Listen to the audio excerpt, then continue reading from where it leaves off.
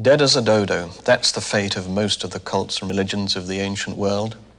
Have you ever met a Mithraist or a Manichaean or a devotee of Isis and Osiris?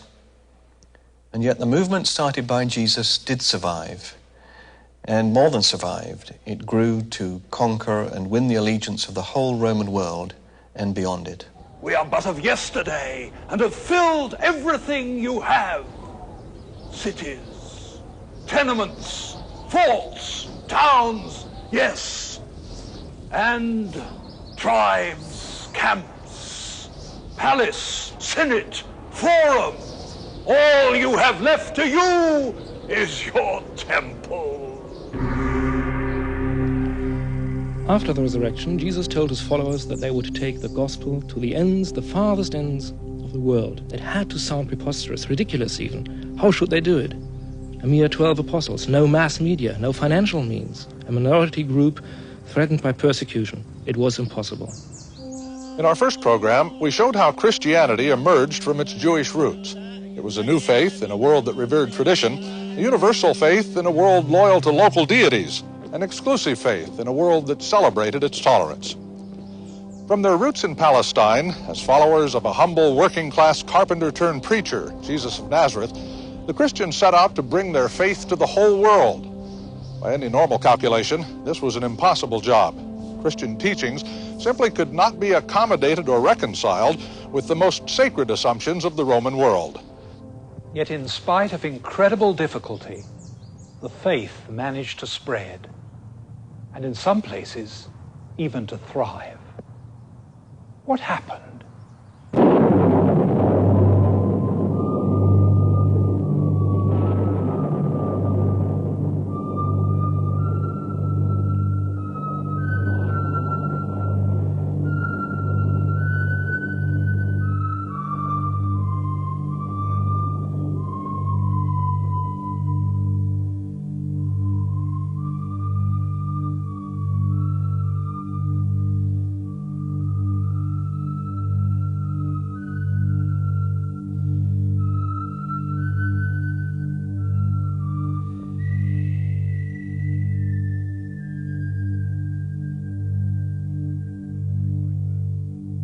It all began at a place like this, a first-century tomb in Jerusalem. After his crucifixion, Jesus was buried in just such a tomb, but 2 days later, the massive stone that covered the entrance was found pushed aside, and there was no body in the tomb. His followers reported that Jesus was alive again. They had seen him, talked with him, even eaten bread and fish with him. His followers proclaimed, "Christ is risen," and they called it the Good News. To pick up the story, let's go to my three colleagues in our series, Jane, Russell, and Nigel.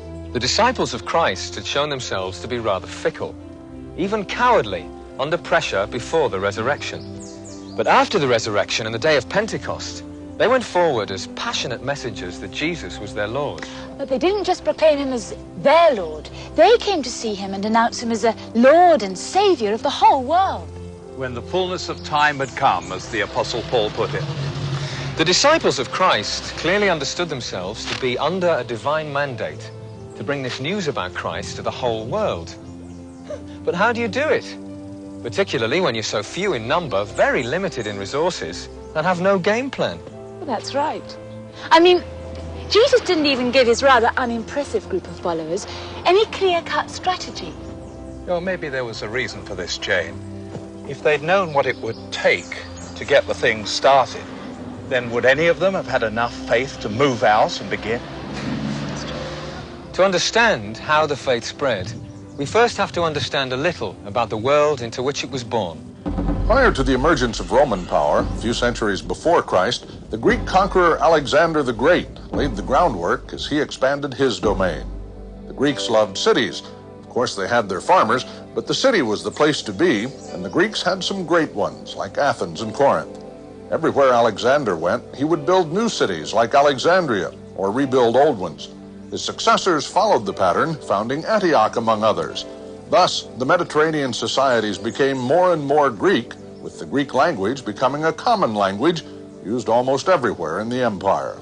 When the Romans took over, they maintained this pattern and continued to build cities across the expanse of the empire. And wherever they went, They took with them their advanced administrative skills and amazing engineering abilities. Imagine the engineering skills needed for the systems of aqueducts they built to supply water for their citizens. This is the aqueduct built at Caesarea on the Mediterranean coast, a key departure point in the advance of the early church. So, when Christianity began to spread under Roman rule, it spread through a world of cities, most of them, of course, very much smaller than Rome. These cities were linked together by an incredible network of well-constructed roads. There were more than 50,000 miles of roads, or a distance twice the circumference of the earth. And many of these roads have outlasted the empire itself by more than 1,500 years. They can still be seen and used today. Where the roads touched the sea, there were good harbors for sea travel, and the Pax Romana, or Peace of Rome, meant that the roads and seas were relatively safe for travel without fear of robbers or pirates. There also was an efficient postal system.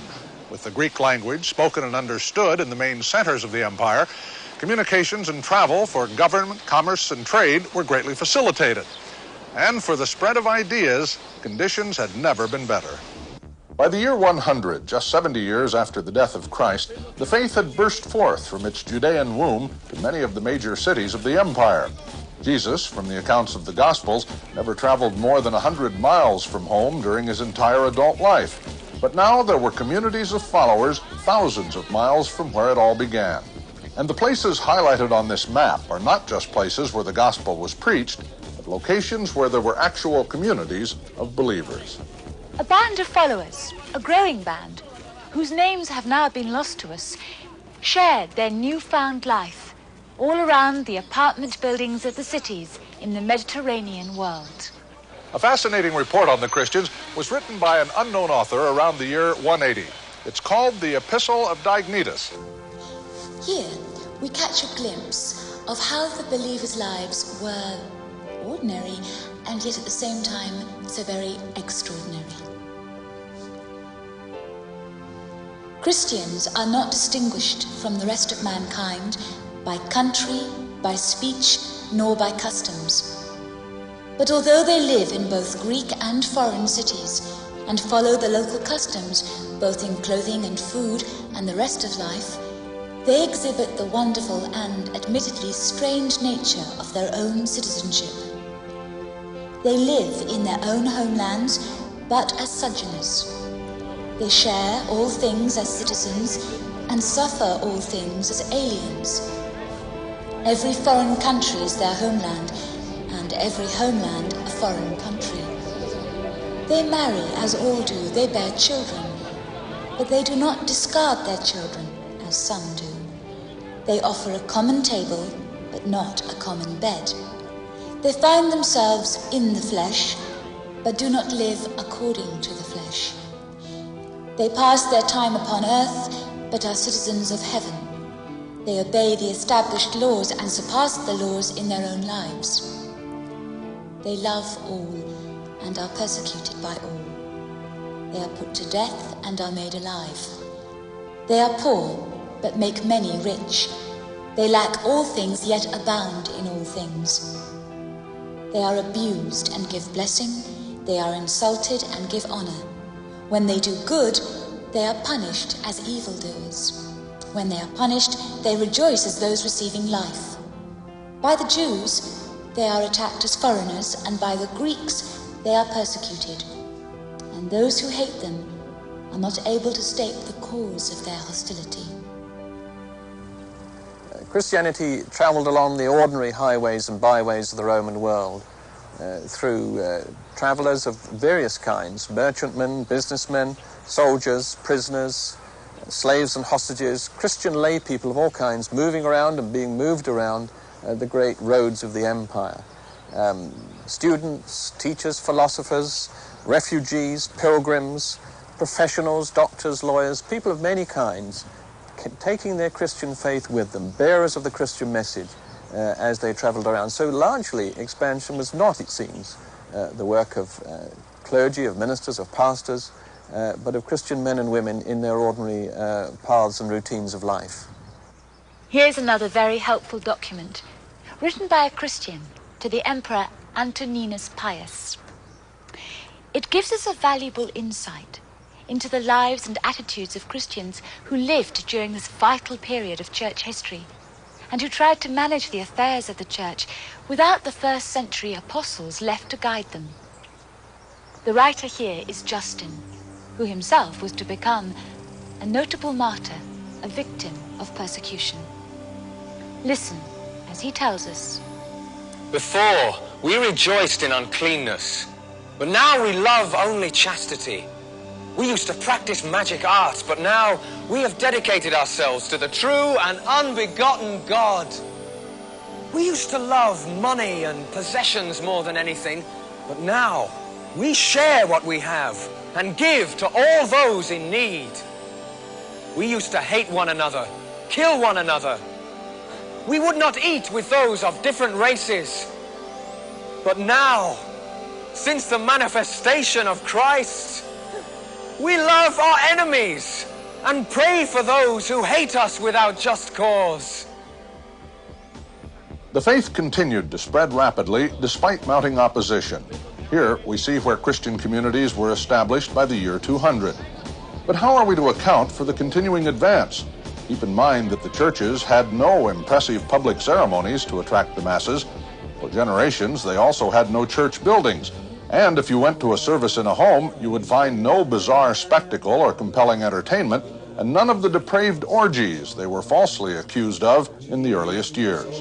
Instead, you would find scriptures read, some prayers, exhortation, and finally, the Eucharist. But if you were not baptized, you would not even be invited to stay for that. There is every evidence that the church was never without its internal tensions. They did not break off into denominations as we know them today, but serious conflicts were part of their ongoing life, for they considered that they were dealing with matters of truth and error. Perhaps the clue to the secret of the spread of the early church has to be found in the everyday lives of their rank-and-file members. As we have pointed out, early Christianity was an urban movement. The people lived in cities, and in these cities you lived very close to your neighbors. You did not have many secrets in such a setting. Your neighbors had a very good idea of who you were, how you lived your life, what was important to you. May I talk to you? I need to talk to you. Look, I know that I've no right to ask you anything, especially after the way that I insulted you last week. My wife is dying. The doctors have done all they can. There's nothing else they can do. She doesn't have much time. I'm very sorry. Look, it is said about the town that you Christians pray for a healing.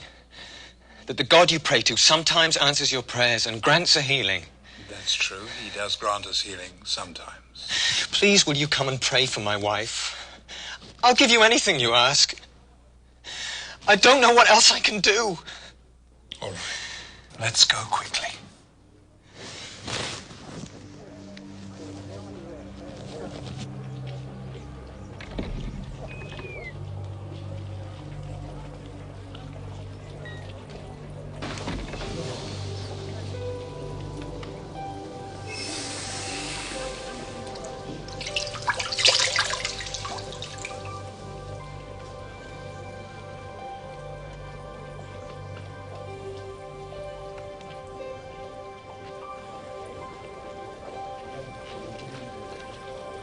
I'm going to pray to the Lord to heal you. Then I'll go and get the sisters and they'll come to you. They'll look after you and they'll pray for you.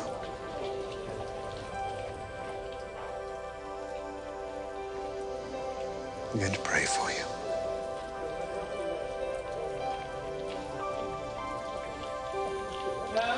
It was through such countless everyday acts of compassion, concern, and love for neighbors that the gospel spread.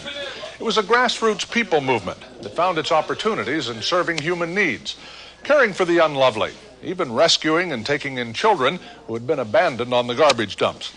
In Rome, by the year 250, in what was perhaps the first Meals on Wheels program, the church was providing for more than 1,500 widows. But there was also the element of the miraculous in reports of early Christian life. Christians became known as those who would care for the sick, had healing powers, and also powers to drive out demons. If we are to understand early Christianity, we've got to take proper account of the miraculous. Miracles are attested really right from the very beginning of the movement. We find Peter, for example, healing a cripple at the beautiful gate of the temple. And miracle stories are found right the way through the 2nd and 3rd centuries. Writers like Justin, Irenaeus, and Tertullian make a great deal of the Christians' ability to perform miracles. They offer even to work miracles, as it were, under laboratory conditions in court in order to demonstrate the power of the Christian God. Miracles were an integral part of life in Palestine and, of course, in the early church. Exorcism, healing, it had to be done. Many people did it, not only Jesus, incidentally, his contemporaries. So he had to prove himself, as it were, to his contemporaries as one who could do what others did, and then go on and explain why he did it, what the purpose of it all was. And that's what Peter and Paul did when they performed miracle healings, and so on. Or look at certain instances in the history of the early church. Peter's escape from the prison of Herod Agrippa. That was a miraculous escape, couldn't be explained by human, by natural means. Or look at the survival of the important manuscripts of the New Testament writings. It was the avowed aim of persecution after persecution to destroy all these manuscripts. And yet they survived. The New Testament, the whole Bible has survived. You could go on and give many more examples of the necessity, of the importance of the miraculous, of miracles in the history of the early church. By the early 300s, as the faith continued to spread, new centers were established and existing centers strengthened. In some regions, there actually was a Christian majority. And in other places, while still a minority, Christians did maintain a strong presence. From all over the world, there are those of us who have put our faith in Christ Jesus. And when we truly do, there is no one who can make us afraid. Now, true, there are those among our number, some who've been beheaded, crucified, others tortured in other ways, thrown to wild beasts, burned. But it is now plain, even these horrible things, they cannot make us forsake our precious faith. I look at it like this. It is like when you cut back the part of the vine that has borne fruit already. Cut it back. Other flourishing fruit branches grow, take its place. Now, please understand us, we are not contentious.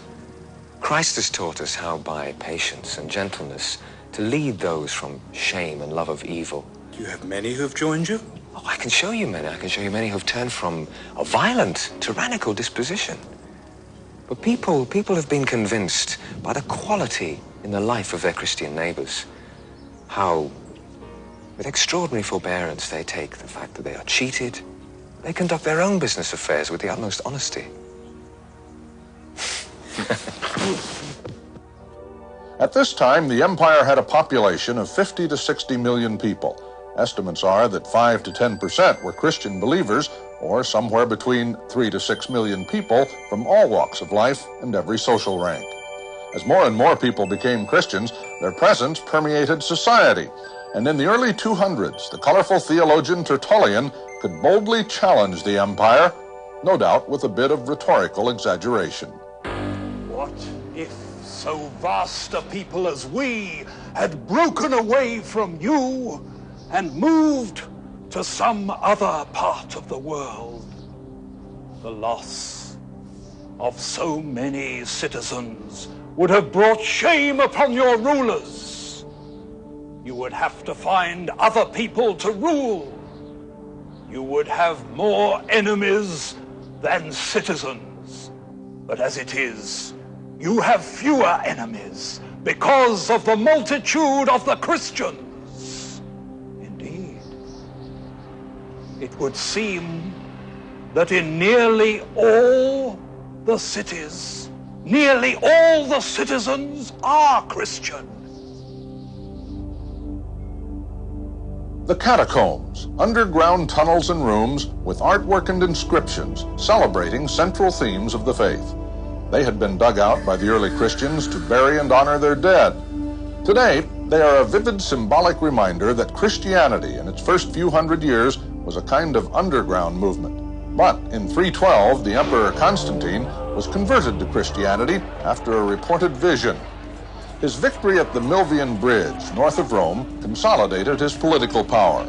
It's a convenient point in time to mark the great divide between the era when Christianity was a despised, harassed minority, and later, in the 4th century, when it became the dominant and official faith of the empire. Success would bring its own problems and challenges, but that's subjects for another time. For the moment, consider that the early years of Christianity represent one of the most astonishing peaceful revolutions and transformations of established cultural norms ever seen at any time. How do we account for that remarkable spread of the Christian faith?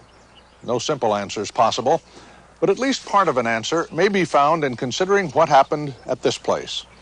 This is where Jesus gave what we now call the Sermon on the Mount, and part of that sermon is known as the Lord's Prayer.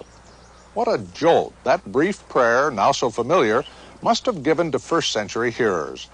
After all, it told people how to think of God and themselves in a new way. Look at this. This Latin word square has been found in widely divergent places, including England, Dura Europus in Mesopotamia, and the two found in Pompeii, which have to date back earlier than 79 AD, when the city was destroyed. No one knows for sure what it means. Notice the palindrome, how the same words are spelled forwards and backwards. See how the letters can easily be rearranged to spell Paternoster twice in the form of a cross? The N of Noster forms the intersection with an A and an O left over. Paternoster are the first two Latin words of the Lord's Prayer, Our Father, and the A and the O could represent the first and last letters of the Greek alphabet, Alpha and Omega. That's the term applied to Christ in the book of Revelation in the New Testament, meaning the beginning and the end. Paternoster, our Father. Maybe in those two words we get a clue as to how the new faith spread throughout the world. For the world into which the gospel was born was a world in which people felt themselves to be at the mercy of fate, victims of chance, their lives controlled by impersonal astrological forces. Yes, because it was a world where, for the most part, religion was tradition rather than a personal belief. So, into this world came Christianity, proclaiming that your life has meaning, you are known, you are loved, and that a God greater than any you could ever have imagined is creator of all. He's visited our planet in the person of his Son, Jesus Christ, to show his love. And his love is so intimate, he can be approached and addressed as our Father. Such a concept was totally new, yet it seemed to be exactly what many were waiting for. It was a concept that found a home across the diverse cultural, religious, and social backgrounds that made up the Roman Empire. Of course, this is not a full explanation of why and how the faith spread, but it would seem to be a necessary part of any explanation that would adequately account for what happened. Over the following centuries, Christianity continued to grow and spread at an even faster rate than in the first 3 centuries. And we should note that, ironically, this faith, born in the Middle East, would find its strongest reception the more it moved west, through the Greco-Roman world. In fact, it would become a foundational institution for Western civilization itself. But it is in this present century there has perhaps been the most exceptional spread of Christianity in all of its history, and in the most unexpected places. For example, dramatic spiritual awakenings have been quietly advancing in some communist countries. In fact, it's possible that one of the most rapid expansions of the Christian faith in its entire history has taken place in our generation in communist China. Spreading through an informal network of house churches, some observers estimate that Christianity in China has grown from some 800,000 adherents to many millions in the past 40 years. The message the Christian church has brought to every generation is called the gospel, which means literally good news. But the good news has often meant persecution for those who proclaim it. In our next episode, we'll look at the resistance to the early church and the range of charges and accusations that were hurled against it.